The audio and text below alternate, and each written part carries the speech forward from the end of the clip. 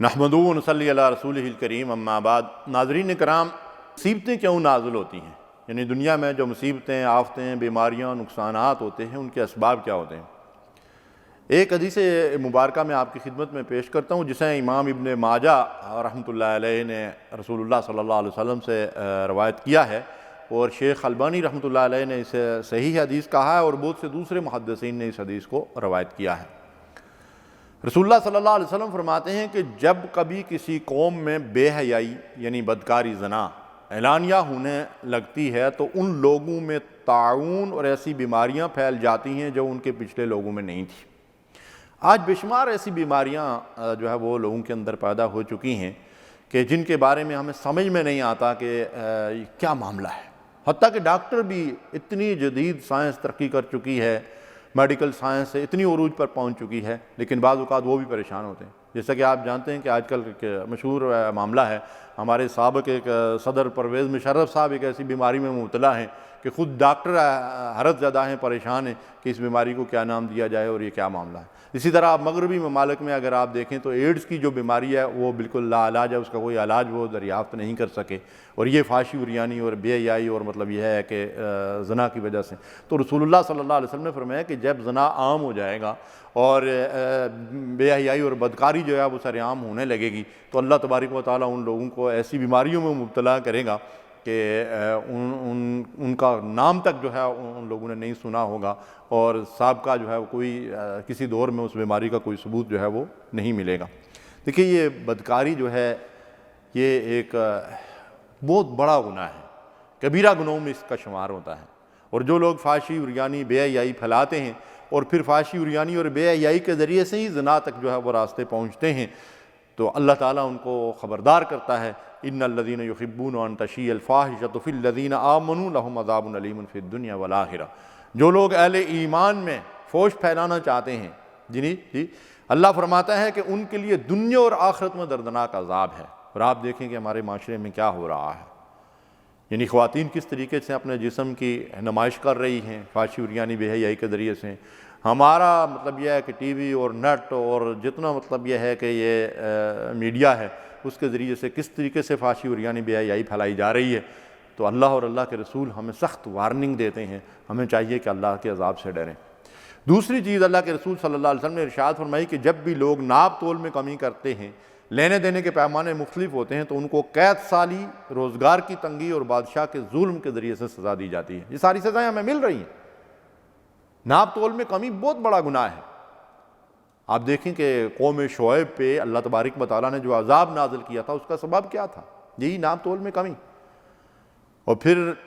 نبی صلی اللہ علیہ وسلم نے فرمایا کہ جب لوگ اپنے مالوں کی زکوٰۃ دینا بند کر دیتے ہیں تو ان سے آسمان کی بارش روک لی جاتی ہے، اگر زمین پر جانور نہ ہوں تو انہیں بارش نہ ملے۔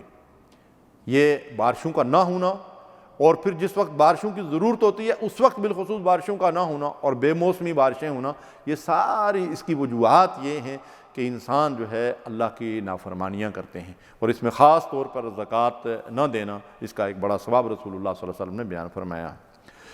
رسول اللہ صلی اللہ علیہ وسلم نے فرمایا کہ جب لوگ اللہ اور اس کے رسول صلی اللہ علیہ وسلم کا عہد توڑتے ہیں، یعنی اللہ اور اس کے رسول سے کیے ہوئے کسی عہد کی خلاف ورزی کرتے ہیں، تو ان پر دوسری قوموں میں سے دشمن مسلط کر دیے جاتے ہیں، وہ دشمن ان کے مال و اسباب چھین کر لے جاتے ہیں۔ اب آپ توجہ فرمائیے کہ عہد کی خلاف ورزی اور عہد کو توڑنا، جو عہد اللہ اور اس کے رسول سے کیا ہو،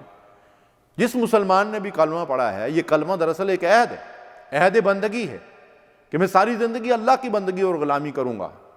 اور رسول کی اطاعت کروں گا۔ جب وہ اس عہد بندگی کو توڑتا ہے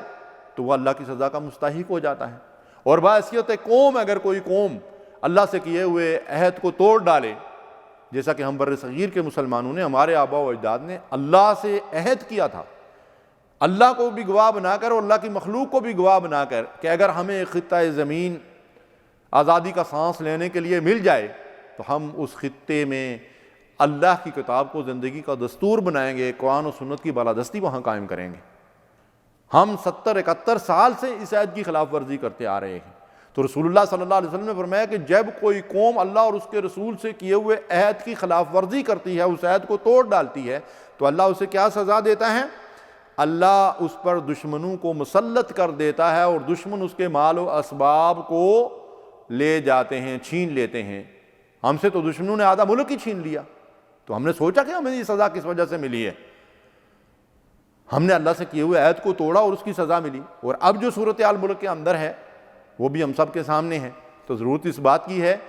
کہ ہم اس عہد کو وفا کرنے کے لیے سوچ بچار کریں، فکر کریں کہ ہم نے اللہ سے جو عہد کیا تھا اس عہد کو توڑنے کی جو سزا ہمیں مل رہی ہے، اس سے بچنے کا واحد راستہ یہ ہے کہ ہم اپنے وعدے کو وفا کر کے اس ملک کو اسلامی ریاست بنائیں۔ صرف نام کی اسلامی ریاست نہیں کہ ہم اس کو مدینہ جیسی اسلامی ریاست بنائیں گے، بلکہ عملاً بھی واقعی وہاں عدل و انصاف قائم ہو، حدود اور تعزیرات قائم ہوں، وہاں چوریوں اور ڈاکوں کا جو ہے وہ خاتمہ کیا جائے، اور وہاں ظلم اور ناانصافی کو ختم کر کے، سودی نظام کو ختم کر کے اللہ کے رسول صلی اللہ علیہ وسلم کی دی ہوئی شریعت کو نافذ کیا جائے۔ پھر اللہ کے نبی صلی اللہ علیہ وسلم نے ایک اور بات ارشاد فرمائی کہ جب کسی قوم کے لیڈر اور پیشوا اللہ کے قانون کے مطابق فیصلے نہیں کرتے تو اللہ ان کو آپس کی لڑائی میں ڈال دیتا ہے۔ اس کو بھی شیخ البانی نے صحیح کہا۔ اللہ اکبر، سوچئے، غور کیجئے کہ جب کسی قوم کے لیڈر اور پیشوا اللہ کے قانون کے مطابق فیصلے نہیں کرتے تو پھر اللہ تبارک و تعالیٰ ان کو آپس میں لڑائی میں مبتلا کر دیتا ہے۔ ہمارے یہاں آپس کی لڑائیاں نہیں ہو رہی ہیں، روزانہ قتل و غارت گری ہوتی ہے، مذہب کے نام پر، قبیلائی عصبیتوں کے نام پر، اور دوسری مطلب یہ ہے کہ مختلف صورتوں میں ہم جو ہے وہ ایک دوسرے کی گردنیں کاٹ رہے ہیں، ایک دوسرے کے گلے کاٹ رہے ہیں۔ تو کبھی ہم نے اس پہ سوچا کہ اس کی وجہ کیا ہے؟ اللہ کا قانون اگر اس کے مطابق حکمران فیصلے نہ کریں تو اللہ تبارک و تعالیٰ ان قوموں کو یہ سزا دیتا ہے۔ تو کیا ہمارے ہاں اللہ کے قانون کے مطابق فیصلے ہو رہے ہیں؟ اللہ کے قانون میں سود حرام ہے، جھوٹ اور بددیانتی ناجائز ہے، ذخیرہ اندوزی حرام ہے۔ اللہ کے قانون میں قتل کے بدلے جو ہے وہ قصاص کی سزا ہونی چاہیے، چور کے ہاتھ کاٹے جانے چاہیے، زانیوں اور شرابیوں کو کوڑے لگنے چاہیے، سنسار کیا جانا چاہیے، اور ظلم کا خاتمہ ہونا چاہیے، عدل و انصاف کی فراہمی۔ تو یا اللہ کے قانون کے اوپر عمل ہو رہا ہے؟ اگر اللہ کے قانون کے اوپر عمل نہ ہو تو نبی صلی اللہ علیہ وسلم کیا ارشاد فرماتے ہیں کہ پھر لوگ آپس میں ایک دوسرے کے ساتھ دست و گریبان ہو جاتے ہیں، باہمی قتل و غارت گری اور لڑائیاں شروع ہو جاتی ہیں۔ آج آپ دیکھیں نا، فرقہ واریت ہے، قبیلائی عصبیتیں ہیں اور مذہبی گروہ بندیاں ہیں، اور ایک دوسرے کو جو ہے وہ کافر قرار دیا جاتا ہے، گھر گھر کے اندر فساد ہے، ہر گلی محلے کے اندر لڑائیاں ہیں، جھگڑے ہیں۔ یہ سب کیا ہے؟ اللہ کے دین سے دوری کا نتیجہ ہے، اور ہم نے اللہ کی کتاب کے مطابق فیصلے کرنا چھوڑ دیا، جبکہ اللہ تعالیٰ فرماتا ہے وَمَن لَمْ يَحْكُمْ بِمَا أَنزَلَ اللَّهُ فَأُولَٰئِكَ هُمُ الْكَافِرُونَ، جو اللہ کے نازل کردہ قانون کے مطابق فیصلے نہیں کرتے وہ کافر ہیں، اور پھر فرمایا کہ جو اس کے مطابق فیصلے نہیں کرتے وہ ظالم ہیں، اور تیسری مرتبہ فرمایا کہ وہ فاسق ہیں۔ تو محترم ناظرین کرام، اگر یہ فیصلے نہیں ہوتے تو یہ فیصلے کیسے ہوں گے؟ یقیناً ایک اسلامی حکومت قائم ہوگی تو تب اللہ کے قانون کے مطابق فیصلے ہوں گے۔ اس لیے ہمیں چاہیے کہ ہم اپنے ملک میں اللہ کے قانون کے نفاذ کے لیے عملی طور پر جدوجہد کریں، اور اس بات کی کوشش کریں کہ ہمارا ملک فی الواقع ایک اسلامی ملک بن جائے، وہاں اللہ کی شریعت عملاً نافذ ہو، قرآن و سنت کی بالادستی ہو، اور اللہ کی کتاب اور نبی صلی اللہ علیہ وسلم کی سنت کے خلاف کسی قسم کا قانون نہ بنایا جائے، نہ اس کے اوپر عمل کیا جائے۔ اللہ ہم سب کو اس عمل کی توفیق دے۔ وآخر دعوانا الحمدللہ رب العالمین۔ اللہم صلی علی سیدنا محمد وعلی